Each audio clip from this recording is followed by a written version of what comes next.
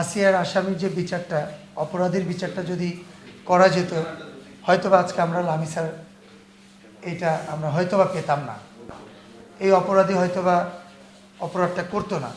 So আমাদেরকে এমন অপরাধীর শাস্তি এমন বিধান করতে হবে যে বিধান দেখে সারা পৃথিবী বাঙালি যারা আছে তারা যাতে চমকে যায়, তারা যাতে বোঝে যে এই অপরাধের শাস্তি এটা হতে পারে, এটা মৃত্যু ছাড়া আর কোনো অপশন নাই। মৃত্যু ছাড়া আমাদের আর কোথাও আমাদের বাঁচানোর কেউ নাই, মৃত্যুই আমাদের শেষ।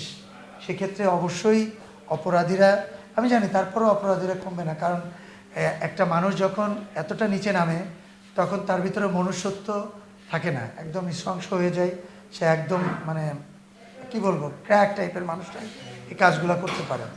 সেক্ষেত্রে আমার মনে হয় যতটা পারা যায় সাবধানতা অবলম্বন করা উচিত, যতটা পারা যায় ফ্যামিলিদেরকে তার বাচ্চাদেরকে সাবধানে রাখা উচিত, যতটা পারা যায় এগুলার প্রতিবাদে একটা মানে প্রতিবাদ সমাবেশ করা উচিত। সবাইকে মিলে, বিশেষ করে ফ্যামিলি মেম্বাররা যারা আছে, বাবা মা, সবাইকে মিলে চারিদিক দিয়ে সচেতন হওয়া উচিত, আমার কাছে সেটা মনে হয়।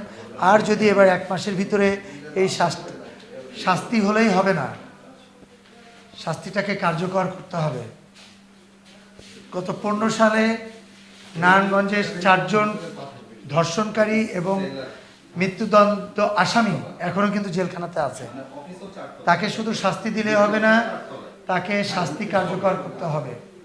সো সেটা যদি করতে পারে সবার এটার প্রতি আস্থা চলে আসবে যে না, সত্যিকারের বাংলাদেশে সত্যিকারের আইনের পথে চলে।